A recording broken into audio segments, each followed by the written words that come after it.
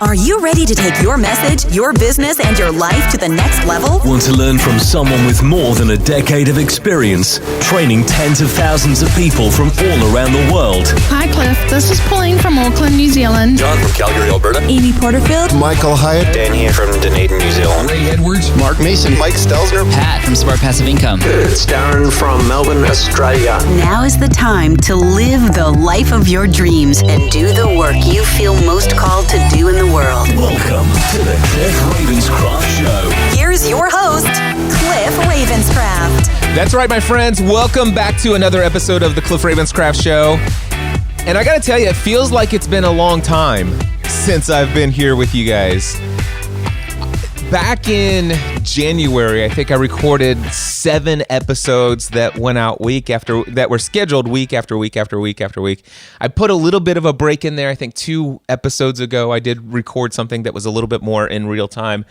There are 3 things that I want to cover in this particular podcast episode. And I'm going to break this one up into 3 chapters. I've been using some software to evaluate how to add chapters into my MP3 files. I found a brand new piece of software. This isn't even on. You know what? I'm going to add that to.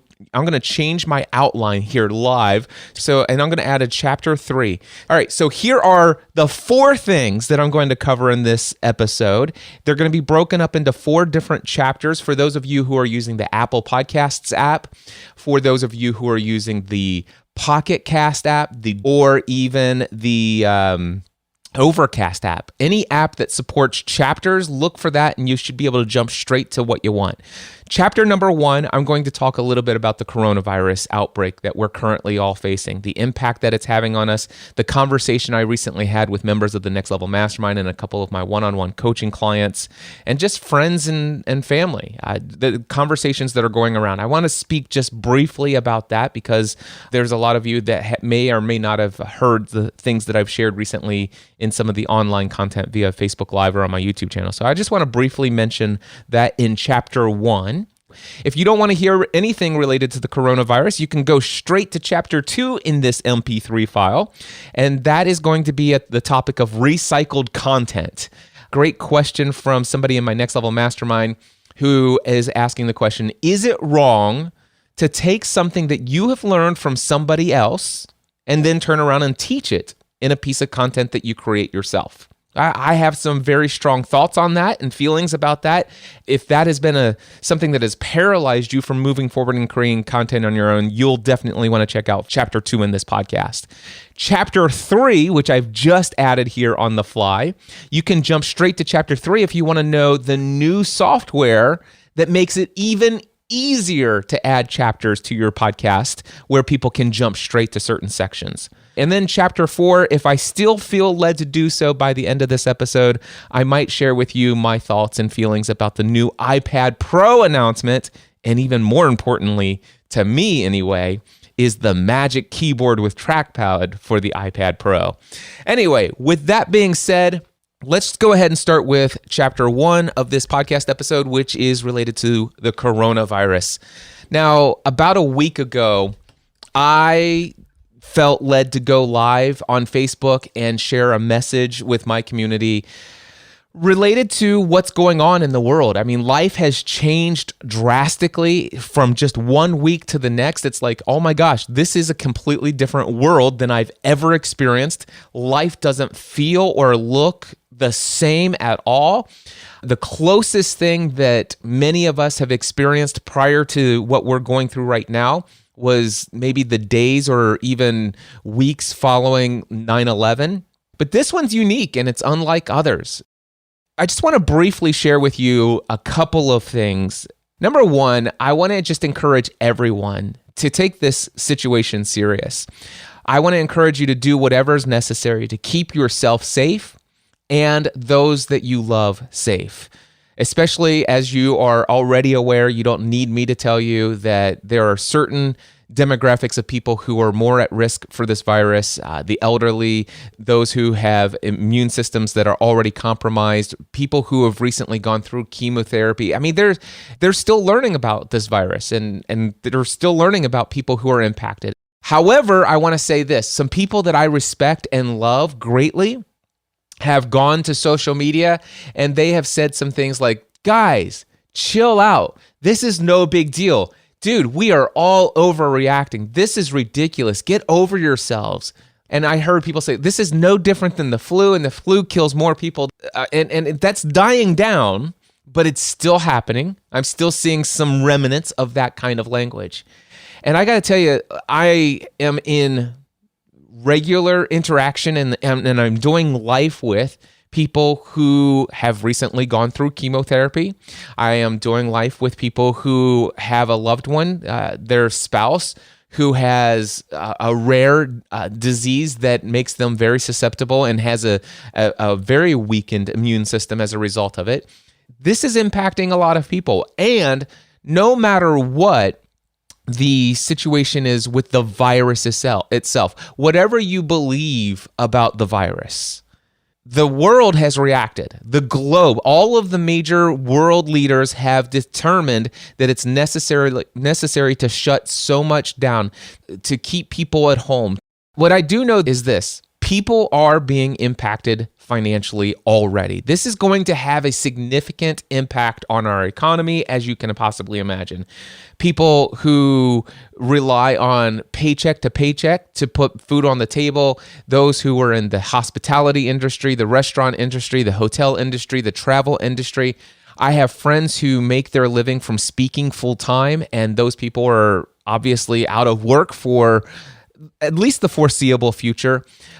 Those people all are going to be the type of, this I believe is going to have an economic ripple impact on the lives of everyone. I want to encourage those of you who are listening to the Cliff Ravenscraft Show. So many of you have a voice in this world. You have a social media presence. You have potentially a podcast of your own. You have your own Instagram stories. If you have more than 10 people following you, you have an opportunity to impact and influence the lives of those 10 or more people.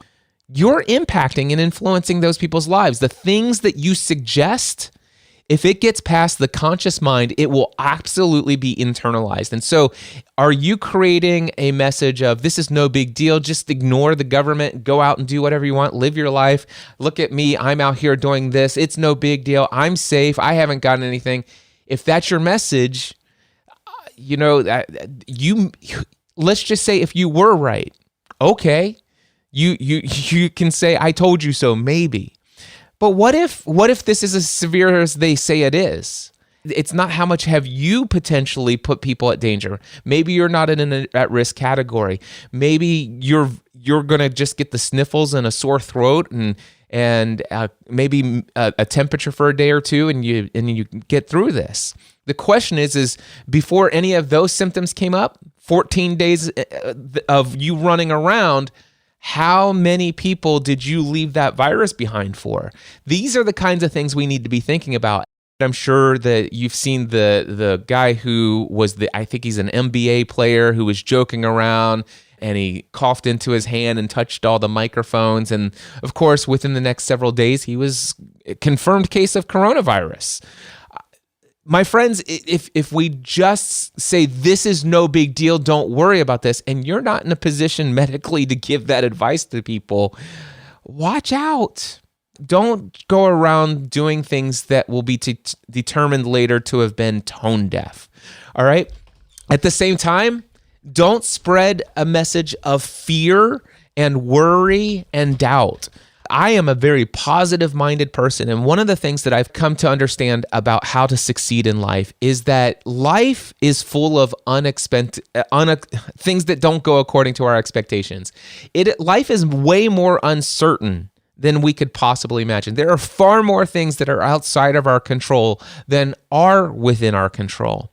And so we all have expectations of how we would like things to go. We all make plans so that we can do what's within our control to have life go according to our expectations. When things go according to our expectations, we're happy. Now, sometimes we expect this and we don't take any action and things just work out exactly how we expected them to work out, and we're happy. Sometimes we make plans and it's because of those plans and it's the actions that we took. If we would have not created the plan and we would have not taken those actions, we would not have achieved the results that we expected. But because we did achieve them and we met the expectations we set, we're happy. But what happens, whether through inaction or even taking massive action and a strategic plan, what happens that no matter what, things don't go according to our expectations? Tony Robbins teaches this as the formula for unhappiness. Actually, he teaches the formula for happiness.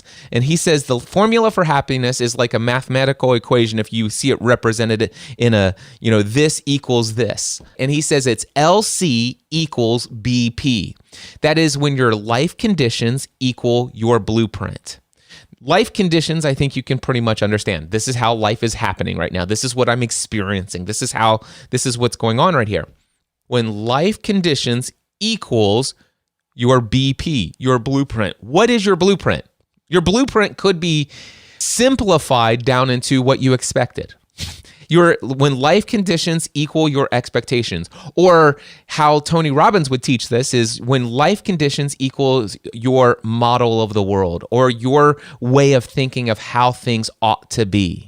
Just a couple of things that has helped me as I've learned this formula for happiness. And I have a determination, I have made a commitment that I am not only willing to feel great or happy, even if you want, to experience peace, joy, love, abundance, and success all of the time.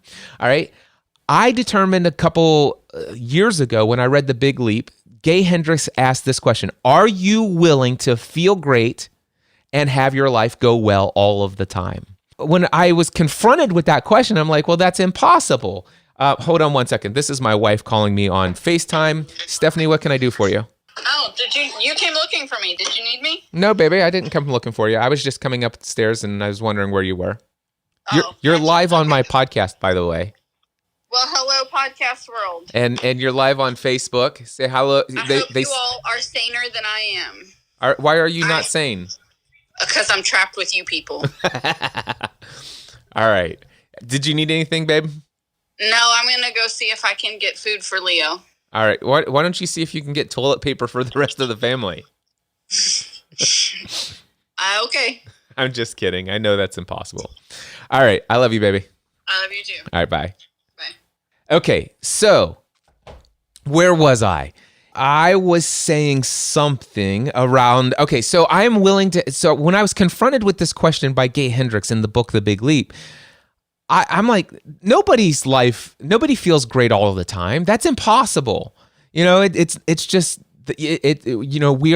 suffering is just a necessary part of life. It's a necessary thing that we have to go through. And if we don't experience lots of suffering, we'll never be able to truly appreciate when things are good. Have you ever heard those things? There may be some ounce of truth to that, but the idea that we need to suffer as at least half as much as we actually succeed and experience joy and love and abundance and success, I don't know about that. But that was the old way that I thought.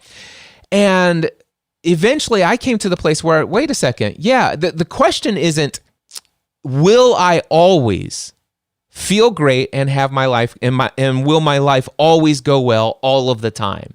The question wasn't will it? It says, are you willing?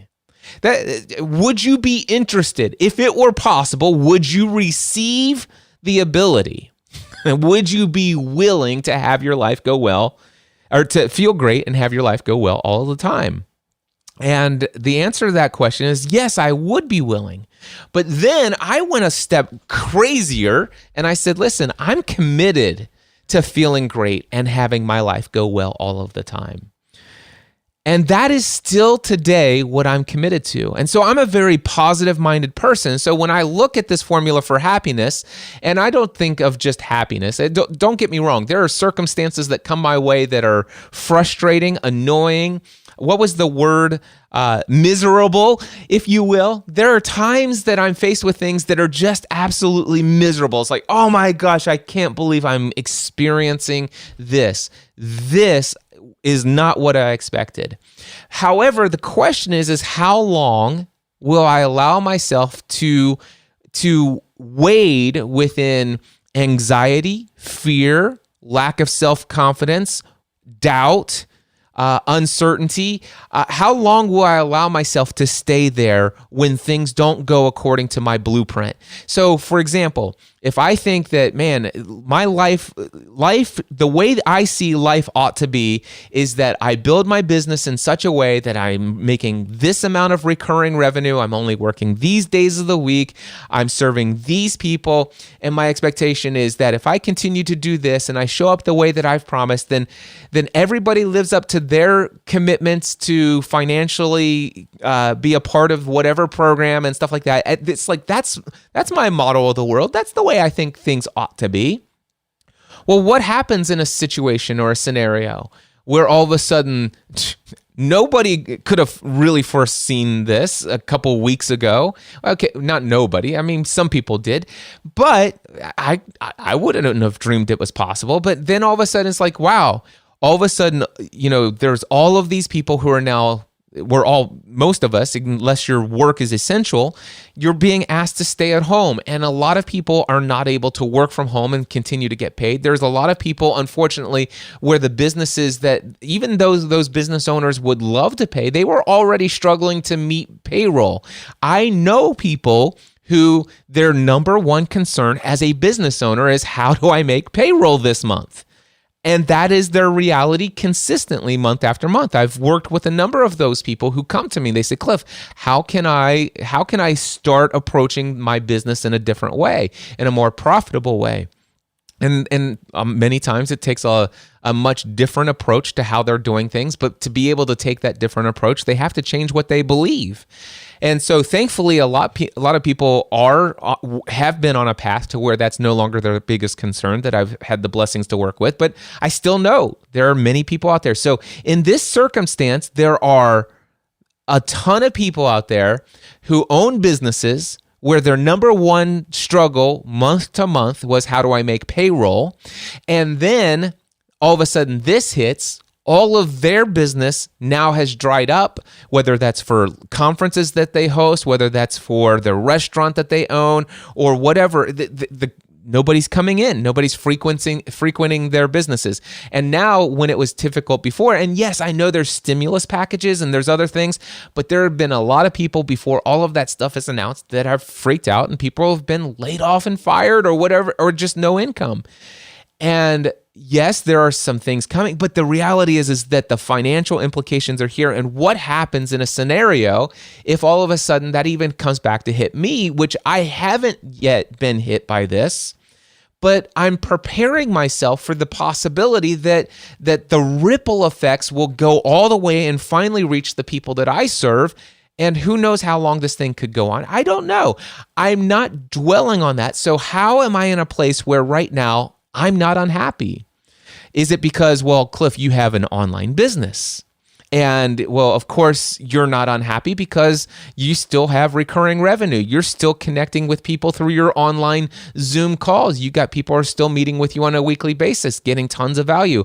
You're still having one-on-one coaching clients. The way you do business, Cliff, is not impacted by this in one way, shape, or form. And currently, that's true. And there is a very real possibility that I could make it through this entire 3 weeks, 6 weeks, 12 weeks, 6 months with very minimal impact. But there's also the equal possibility that this thing gets a whole lot worse. I mean, I'm not planning for that. I'm not expecting that. But I'm just looking at things as they truly are. And if you want to know what I learned from Tony Robbins about this, is that the formula for happiness is when your life conditions equal the way you feel things ought to be, the way you believe life should be, or the expectations you have for how things are going to go. So how is it that I am so fluid with that formula that I can maintain happiness? Well, if all of a sudden you find yourself in a position right now where you're not happy, maybe you're freaked out, maybe you're panicked, maybe you're filled with great anxiety, maybe you're experiencing tons of stress. All of those would be associated to quote unquote being unhappy. All right? And if those are the things that you're feeling and experiencing emotionally right now during this period of time, what I want to tell you is that you could possibly, I would like to just make this as a suggestion. I believe this firmly to be true, but I believe this is absolutely something you should at least consider. You could make it to a place where you could immediately eliminate the fear, the worry, the anxiety, the doubt, if you could simply adjust either your life conditions, which you may or may not be able to do.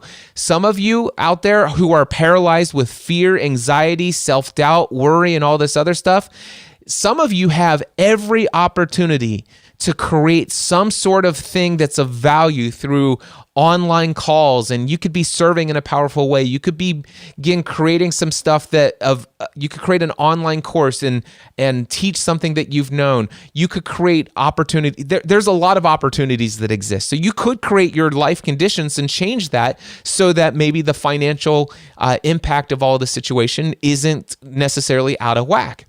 But maybe there's not so much you can control on the life condition side. Well, then that's where you could change your blueprint about how you feel life ought to be. And sometimes that could be as saying, you know what, I'm going to completely rewire what I expected the next 3 months of my life to look like. I thought I was going to do this, and this project. Well, now I'm going to put all of that on the back burner. Maybe I'll pick it up later. Maybe I won't. But now I'm going to consider two or three, or maybe just one other path and pursue that. With the life conditions I have now, let's see if I can create a new model of what I expect or how I'm going to move forward, which strategic plan I'm going to pursue now that the life conditions have been altered outside of my control. All right. And if you can start moving in a different direction and create new expectations, you could get yourself into a place of happiness or eliminate some of that stress, worry, fear, anxiety, and all that other stuff. The other thing that you could do is simply trade your expectations for appreciation. See, this is another thing that I learned from Tony Robbins that has been so beneficial. There have been things that I've faced in the past 2 years since I shut down Podcast Answer Man completely and have begun pursuing a completely different path in life as the Mindset Answer Man. And I've had some pretty challenging times. Yet the times that I've had so far, I've had times that have been far more challenging than what it seems like it looks like I'm personally facing right now. Now, things could change in a week that, I've learned how much can change in a week, all right? So I realized that I have no idea what the future holds. But one thing I have learned is that no matter how challenging some of the things that I've faced over these past 2 years have been, that yes, there have been times when my expectations, my life conditions or expectations, they got out of whack. And while I did experience moments and sometimes hours and on occasionally maybe a day and a half or so of anxiety, fear, worry, self-doubt, all of that other stuff, knock in confidence, I was able to bounce out of those things because I realized the idea, well, what can I change in my life circumstances? Is there something I have control over in this area? Is there something over here I have control over as far as my expectations? Can I shift how I believe the world ought to be? All right? Can I shift that? Is it possible for me to create a view of the world where something like this happens again? Absolutely, it's possible. I can shift those expectations. But there are times when I've actually got to the place where it's like, listen, right now in the heat of it, I can't seem to see some life circumstance changes I could make. I can't seem to quite think outside of the box of how I think life ought to be. And so rather than focus on this right now, I can change my focus to something else. And that's where I learned about trading your expectations for appreciation. And the number of times that I've been sitting there and saying, listen, instead of me focusing right now on all of the unmet expectations, what can I be thankful for? And for me, I have tons to be thankful for. And you might be thinking it's all easy for you to be happy, Cliff, because you have so many things to be thankful for. But I'm going to tell you, you have so many things to be thankful for as well. I don't care who you are and what you're going through, you do have things to be thankful for. Everyone. And I can say this because I know people who have been diagnosed with terminal illness, who in the final weeks, months of their lives experienced great joy and love and peace because they weren't able to change the life circumstances. They did adjust their blueprint. There's like, oh, wow, I thought that I had, 30, 40 more years with my family and my loved ones. My blueprint has changed. I may have days, weeks, or months left. And here's this is how I'm changing that. And for those who struggled even then, they're like, listen, before I can even get there, I need to get out of all of this stuff that I'm feeling right now. I am drowning in a ocean of negative emotion, of anxiety, fear, worry, self-pity, all of this stuff. How do I get out of that? By simply refusing, just for a period of time, set a timer. Go and find yourself a timer and set it for 1 hour and say, listen, for 1 hour, I refuse to focus on anything that's going wrong right now. Listen, if you want to, after the 1 hour is up, you can go pick up the weight of the world right back up on your shoulders.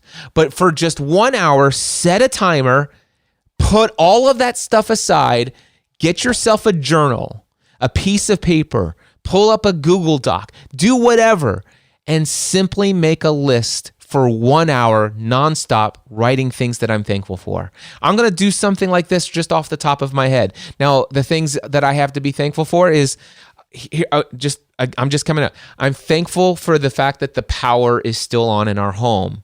I'm thankful for the fact that we have enough food in our home for at least the next 2 or 3 days, and that Kroger, the grocery store down the road, while the pickings are slim, they're still committed to being open and delivering food in spite of all of the people who have been hoarding and buying way more than necessary for their family. The reality is I'm thankful and I trust that there is going to be food on the shelves whenever we need to go and get more food. I'm thankful for the fact that there are entire neighborhoods around me that if worse came to worse, I could actually knock on the doors of my neighbors and I could go up to their home and say, listen, can you spare a can of beans for my family? Or could I please, not borrow, may I please have, because I'm not going to give it back to you, I promise. May I have a roll of toilet paper? And when this thing's over, I will get you back, or I can do something in exchange. There's some value. I'm thankful that people are generous and caring and giving. I'm thankful that my family currently is healthy and safe. I'm thankful that the spread of this virus, that right now there are no known confirmed cases in the county that I live in, but I do see that just one county over, there's already 1 or 2 confirmed cases. And you know what? I know that those are just the confirmed cases. And if that's just the confirmed cases, how many are not yet confirmed? And how many people are asymptomatic and may not be... I'm thankful that I have at least the greatest opportunity to protect my family here and now. I'm thankful that currently all of us, whether we have this virus or not, are not currently feeling bad or lousy or horrible.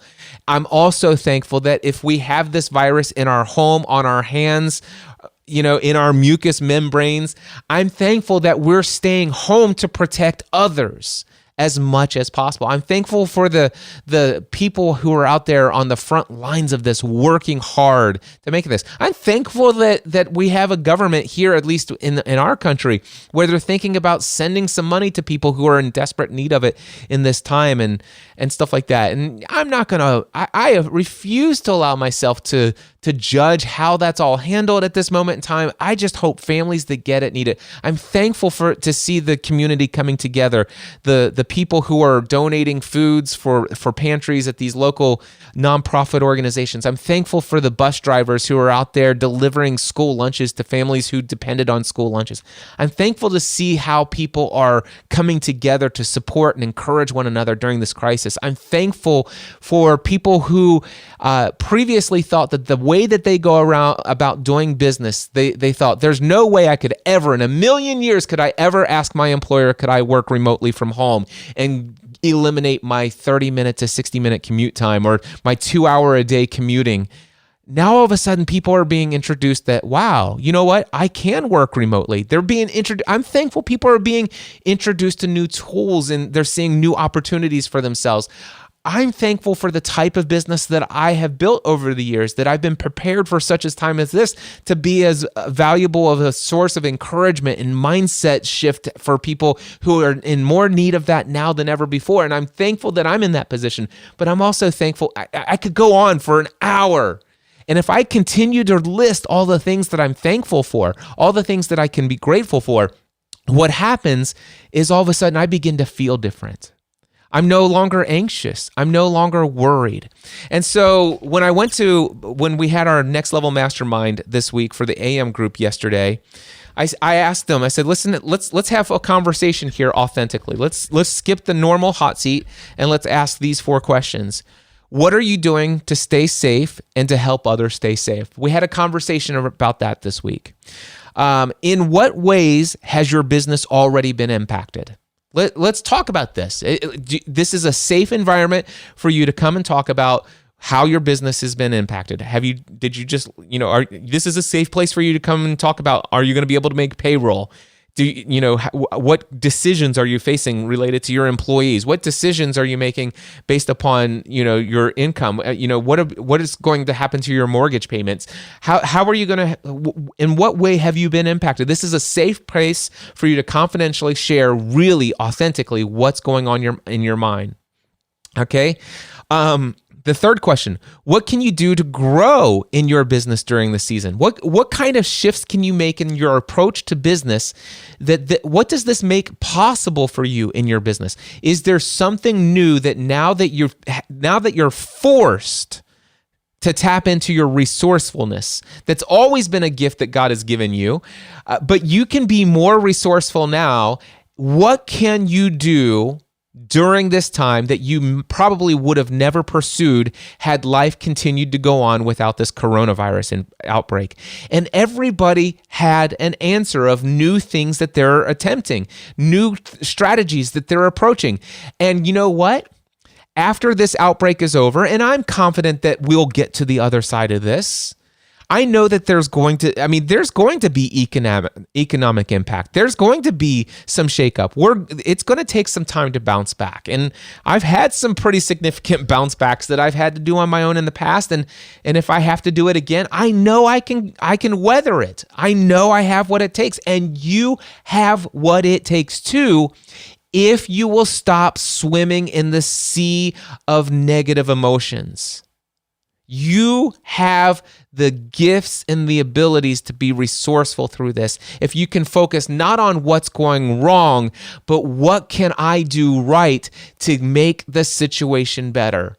And then of course, the other thing that we ended our meeting on is, in what ways can you authentically show up and serve others during this uncertain time? And I'm going to tell you, I don't care how challenging your life is today. If I could tell you one thing that will help you get through this, donate a minimum of 10 or 20% of your time to serving people without any expectation of anything in return, short-term or long-term. Donate a minimum of 10 to 20% of your time to serving others without expecting anything in return. It will radically shift the way that you feel, the way that you think.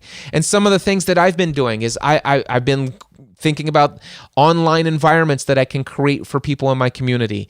I'm thinking about one-on-one coaching. I'm thinking about some group coaching experiences, not looking to charge people, not looking to promote, no call to actions at the end. I'm looking, what are some ways that I can show up and serve people?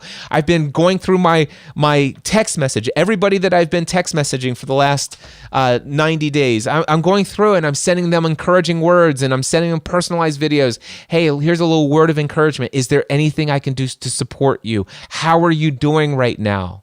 Do you need a pep talk? These are the things what can you do? You can be a source of encouragement to others. My friends, this coronavirus is a serious deal. Number one, don't be tone deaf. Don't go out there and just say, this is no big deal. You're overblowing this. You know what? Regardless of whether or not that may or may not have been the case for the virus itself, the economic impact of how it has impacted the shutdown, this has become a big deal. All right? We have no idea how much bigger of a deal it may be. It's best not to judge others for their overreaction. It's probably best for us, if I might suggest, for us to trade our expectations for appreciation, to do what we can to be proactive about just saying, hey, instead of worried about what's outside of our control, what can I do within my control to provide for myself, my family, and to give to my community? Is there things that I can do? If you're a business owner, is there something that I can do to help my business continue to make it through this? Are there new strategies, new approaches? But no matter what, I refuse to work all the time, 100%, all of the time, around the clock, trying to make ends meet for myself financially. Set aside time, number one, for sleep. Set aside time, number two, for your physical activity. Dude, get some intentional physical activity. Sweat. Go out. It'll help you, I promise. If you want anything that's going to help you boost your immune system, get some exercise in. All right? And then devote 10, 20% of your time, effort, energy, resources to giving to others, serving others in a powerful way. That's my message during this coronavirus outbreak, and I hope that that's helpful to you. Now, time to move into chapter number 2 here, and that is the topic of recycled content. Now, in my Next Level Mastermind, I have 2 different groups. I have the AM group of the Next Level Mastermind. We meet every Wednesday morning, starting at 9:30 a.m. Eastern Time. And then I have the PM group of the Next Level Mastermind that meets every Thursday evening, starting at 7:30 p.m. Eastern Time. At least those are the current times as of, what is this, March 19th, 2020. And back in January, when I was on this like crazy content creation, inspiration time, and I was creating just content, many episodes of content per day, every day for several days. And I'm like, wow, this is awesome. And so I went to my groups in Voxer. We have a Voxer chat for each of the individual groups. And I said, hey guys, if you have any topics that you'd like me to cover in content, I'm super inspired to create a lot of content right now. Is there any particular topic you would like me to cover? And Kim in the AM group of the Next Level Mastermind submitted this question. Hey, Cliff. Good morning. Just finishing up a workout this morning and was driving. And as you know, I'm always listening and kind of reading. You asked us kind of to drop a question that might be valuable for content, and this is of interest to me.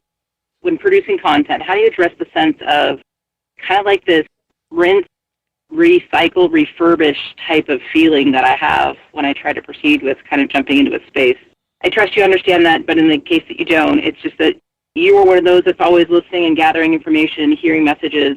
I am as well, and there's times where I just feel like unless you're the originator, it kind of feels, I have a limiting belief that it feels wrong to kind of portray a message if I've engaged with that message in a recipient mode. Maybe that's my medical background speaking, but yeah, so that kind of rinse, recycle, refurbish of content or messaging and being authentic at the same time. So if you have any insights and if you feel it's valuable for content, I would be personally grateful for that. So hope you're having an amazing Thursday. I thought yesterday was an amazing hot seat, so deepest gratitude again for always creating that space for us to show up in powerful ways for one another. Gratitude. Kim, thank you so much for that question via Voxer. And by the way, it's ironic that it's Thursday, March 19th. She recorded this well over a month ago. So I do have some thoughts and feelings about this. And the one thing that I heard you say, it just feels like she said, unless you are the originator of the content, it feels wrong to kind of go out and teach that material. And I do have some feeling. First of all, if you go back to chapter 1, I talked a great deal about Tony Robbins' formula for happiness. I talked about Tony Robbins and how I was inspired about him and his, things don't go according to my expectations, I will trade my expectation for appreciation. I even brought up Big Leap, Gay Hendricks, in his book, The Big Leap. He asked the question in his book, are you willing to feel good and have your life go well all of the time? Kim, first and foremost, I am always taking what I hear from others and then turning around and sharing it. And I can just say to you that I used to be concerned about this, but today I have absolutely no qualms. There is no neuro association that equals sharing what I've heard from someone else. Me sharing it with others feels wrong. I have been there before, but I don't have it any longer. And I'm going to speak to that a little bit more, but here's the interesting thing. I think this is so ironic because Kim is in the AM group of the Next Level Mastermind. Kevin Davis and Chris Nelson are members of the PM group of the Next Level Mastermind. And I'm not kidding you. It was the same day that this conversation happened. Two different things. So, and they had no clue that Kim had submitted this question to me via Voxer. All right. So here's what Kevin shared. Hey guys, just listened to John Maxwell this morning. He was talking about mentorship.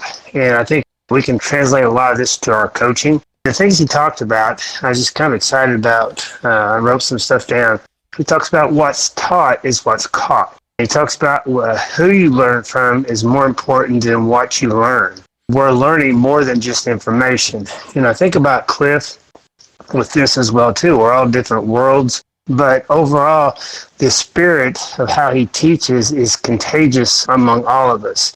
In the article that he shared with us about mirroring, how we come to our coaching sessions is how people are going to be taught, and what they taught hopefully is what is caught with them, and they can have that spirit. He talked about John Wooden, who is a UCLA basketball coach, very famous back in the 70s. He didn't teach humility, but the way he went about his life, he taught humility without actually teaching it. And for us to be, a contagious teachers, we have to have people learning from whatever we're bringing to the table each and every time. We've got the information, we've got the knowledge, but it's the spirit that we teach with is going to be more important, and that's what's going to be spread among other people. It's like the ripple effect of throwing a stone in the pond. How we teach, what we bring to the table, our spirit is what people are going to remember, along with the information that we're going to help them with. But anyway, I'm halfway through this little talk that he's given, but I just wanted to share that with you guys, and I appreciate y'all. Bye. All right. So Kim, so the irony here is that after you submitted your question to me via Voxer, this was just hours later, Kevin in the PM group shared this in our group, the group Voxer chat for our PM group of the Next Level Mastermind. And what did he just do? He's like, I'm not even finished with this piece of content that John Maxwell has put out. But guys, oh my gosh, let me tell you what I just pulled from this piece of content. This is happening naturally every day, all the time. Everyone does this. And so that's the first thing. And also, I love what he spoke about. It's not necessarily what we're teaching, but in the spirit of what we're teaching. And of course, that is an actual teaching from John Maxwell that here's the interesting thing. I would never have heard that had Kevin not shared it. That's one key piece of information. Here's what I know. I am surrounded by people who love John Maxwell, and I have a great deal, an immense amount of respect for who John Maxwell is, what he has accomplished in this world, and the impact and influence he's had on the lives of hundreds of thousands of people, and maybe that's a conservative number. However, I have never in my life ever read a single book by John Maxwell. I've never listened to a podcast episode or interview by John Maxwell. I have never watched a video from John Maxwell. I have no desire to ever do so. None. I don't know what it is. I don't know if it's the way he dresses. He typically dresses more in a suit because he reaches a lot of corporate business people and stuff like that. I don't know if it's the authoritarian tone in which he communicates or whatever. I have a tremendous amount of respect for him, but his message, his voice does not resonate with me. It's not that I'm judging the spirit in which he teaches. It's like he's speaking to a specific audience that obviously he has an incredibly large audience that resonates with his voice and his message and his spirit in which he teaches the things he teaches. But when he talks, his voice doesn't resonate with me. I feel no connection to John Maxwell whatsoever. But let me tell you something. I definitely connect with my friend Kevin Davis. And so when he shared that in Voxer, that had a profound impact on me. It's like, oh, that's good. And that goes great along with when I actually get around to creating content to discuss Kim's question, is it wrong to teach something you've heard or learned from someone else?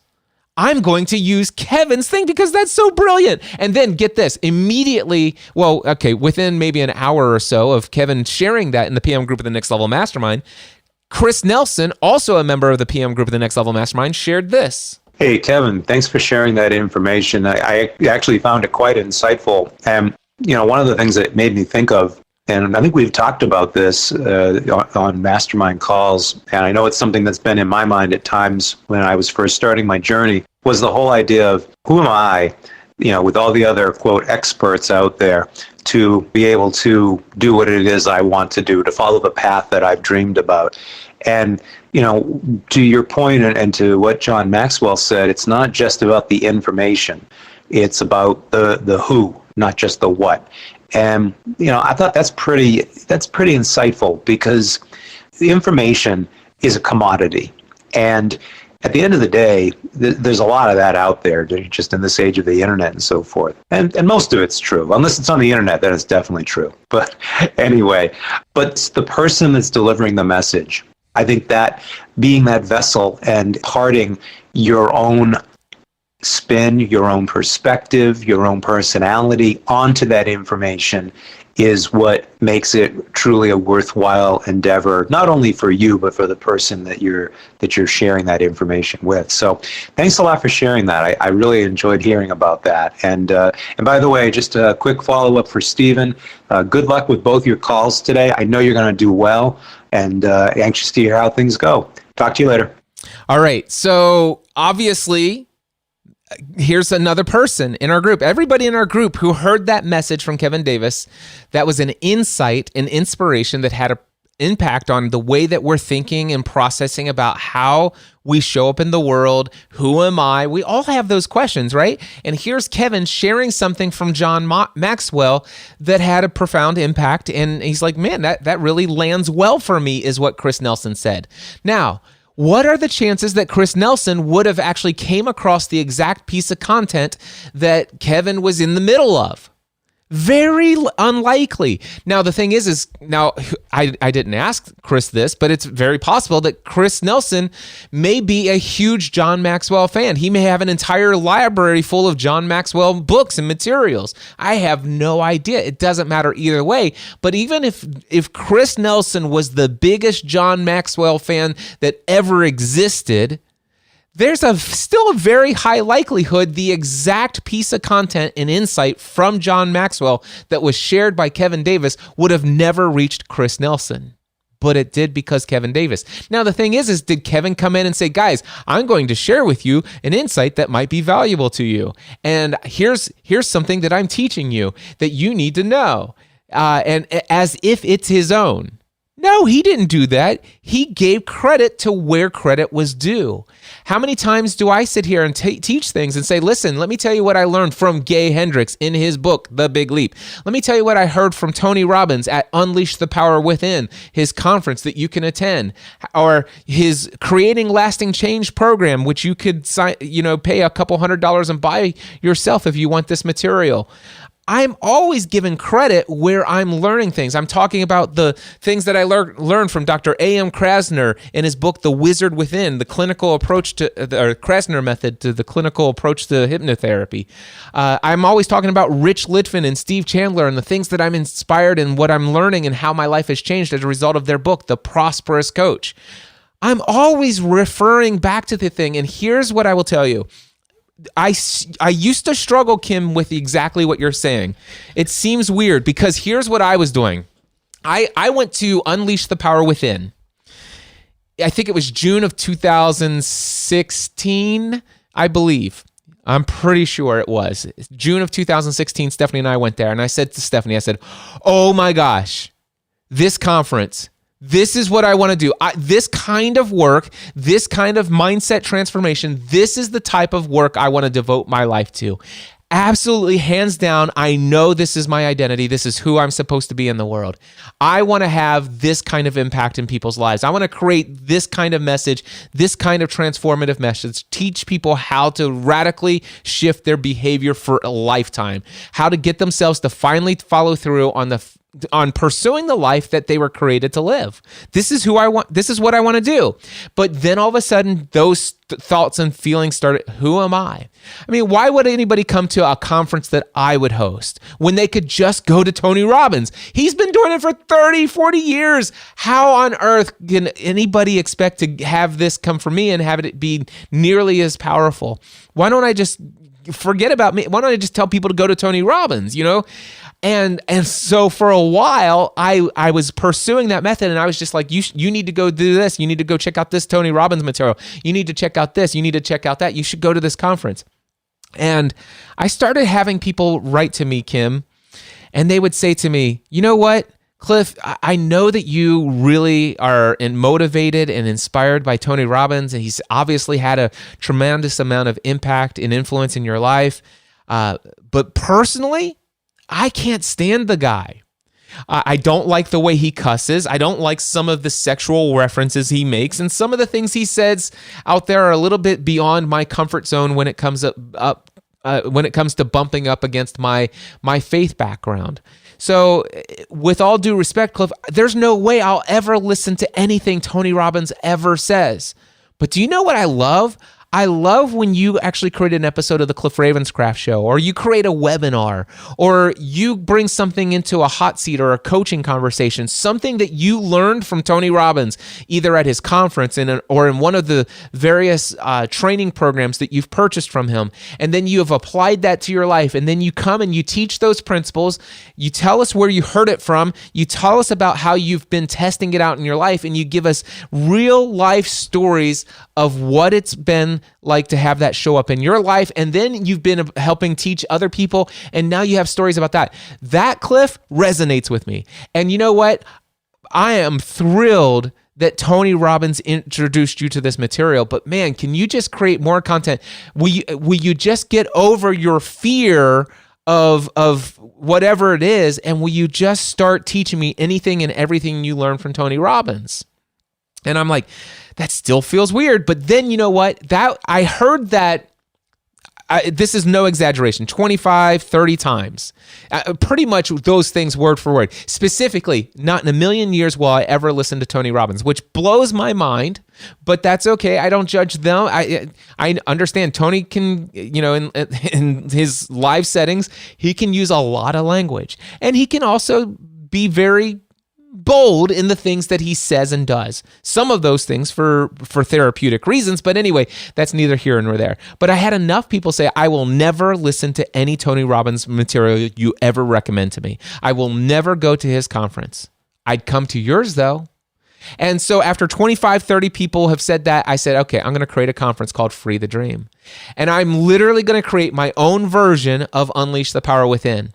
I'm going to teach the main core principles that I've learned from Tony Robbins, T. Harv Eker, Napoleon Hill, Earl Nightingale, Dan Miller, Michael Hyatt, Ray Edwards, all these other people, I'm going to take the best of the best that I've learned from everyone else, and I'm just going to teach it in my own words, in my own way. I'll create the outlines. Some of the material, by the way, some of the outlines of my material are literally the same exact outlines that I had from Tony Robbins. And I was freaking out about that leading up to the very first ever Free the Dream conference. Really freaking out about it. But then all of a sudden I got over it, because when I read the book Psycho-Cybernetics, oh my gosh, I realized that 80% of the stuff I heard from Tony Robbins, he got from Dr. Maxwell Maltz. I'm not kidding you. 80% of the things that I learned from Tony Robbins, the source material is found inside of one book called Psycho-Cybernetics by Dr. Maxwell Maltz, which was published in the 1960s.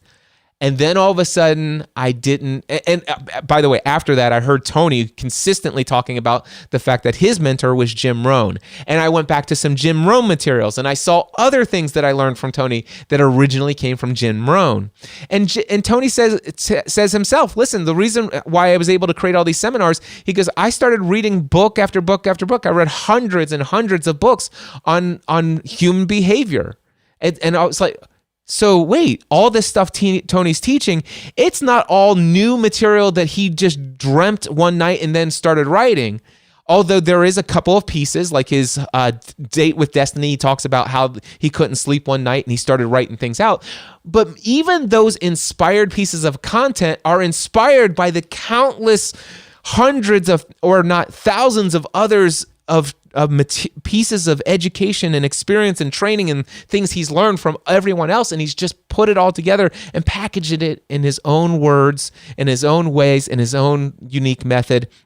And he also teaches it in his own spirit. And so, number one, everyone is already taking what they're learning and sharing it with others. You're doing it all the time, and you know you're doing it. Now you're just doing it. Now, the thing is if you write a published book, do you want to just take paragraph by paragraph, word for word, everything everybody else has said? No. But you can say, hey, I learned this from so-and-so. You can quote a bit of material from things that they said, but then you can expand upon it with your own experience and tell it in your own way and talk about how it's shown up for you in your life. Everyone's already doing this. Tony Robbins is doing this. The people the books that you're reading, the seminars you're attending, they're doing the same thing, I assure you. Number two, who am I to do this? You are you. I am me. People said, Cliff, I don't know what it is about your voice, but when I listen to you, I can't not listen. And there's something about the way that you communicate that resonates with me. And so I don't care where you learned it from. Just keep talking, keep sharing what you're learning, because chances are some of the people that you listen to, some of the books that you read, I'd never have the patience to listen to or read those books or go to those materials. But man, I seem to always make time for you. And the way that you teach, the way that you share resonates. And here's the third thing, Kim. Some people are only ever going to get this material if you actually share it. All right? That's my thoughts on that question. I hope it's helpful to you, Kim. And I hope it's helpful to you listening to this who has also dealt with this feeling that you might feel like it's wrong to share something that maybe you aren't the originator of that information. Don't go and regurgitate word for word everything somebody else has said, but certainly share the love with the people who inspired you, quote from them, and then teach what your experiences have been with the material. It does nothing but number one, when you teach it, you actually drive it deeper into your own soul better. You live your life more according to the things that you teach. So go ahead and teach it. It's going to help you. It's going to help others. And it's going to help the person you first learned from, because you are going to reference them and give them credit for where you heard it from the first time. So it's a win-win-win for everybody. Chapter 3 in this podcast, real quickly, I just want to say this. I did an episode a couple episodes back, and it was episode 636 of the show. And episode 636, I talked about podcast chapters. And I just want to tell you that there is a different app that allows you to do chapters in a podcast, like I'm doing in this episode, without the convoluted step-by-step crazy instruction. And by the way, that software that I told you about in episode 636, it was titled, actually, I think it was called Forecast or something like that. Anyway, it was a terrible piece of software and I didn't like it. So I actually found a brand new piece of software. It's in the Mac App Store. So if you're a PC user, I'm sorry. But let's see if I go to About. This is actually called, it's just called Podcast Chapters. So if you're a Mac user, you can go to the Mac App Store. It's $20, I believe. At the time when I purchased this, it was $20 for this software. And it's just called Podcast Chapters. And the cool thing is I can take this recording, I can go into Adobe Audition, process it, and export it as an MP3 file using not the lame encoder, which is totally awesome. And then once I have the MP3 file, I can then I can open up the MP3 in the Podcast Chapters software that I just purchased. And in this software, I'm able to play the file and create the chapters as I go. I'm not going to teach you step-by-step how to do that. If you're interested in doing podcast chapters, the only thing I'm telling you here that related to this is I found a software tool solution that makes it much easier for me to create chapters for a podcast. It was super easy to put the chapters in that you are experiencing in this podcast episode as a result of it. And for those of you who are using the software that allows you to click links in chapters in your podcast app, you can click on the hyperlink and it will take you straight to that thing in the Mac App Store. And then chapter 4, I'm going to just say real quickly here at the end, iPad Pro announcement. I have an actual coaching call in 5 minutes. So I have to end this thing within 5 minutes and be on a Zoom call. So I'm going to just wrap this up. I'm just super excited that Apple recently announced, even in the midst of this coronavirus thing, the brand new 2020 versions of the iPad Pro. It's the same sizes as before, 12.9 and the 11-inch. I had been wanting a brand new 11-inch iPad Pro, so I went ahead and bought the 2018 model, knowing that it was just around the corner that they would come out with a new one. And I'm super thrilled to see that the Magic Keyboard with trackpad that is available for the new models, and they do have the Magic Keyboard with trackpad for the 11-inch and 12.9-inch for the new iPad. It will also work for the iPad Pros that were the 2018 models. So it's coming out in May. It's got the backlit keyboard. It's got the magnetic thing, has the screen that's going to hover on the top. Just go to apple.com, look at the new iPad announcement.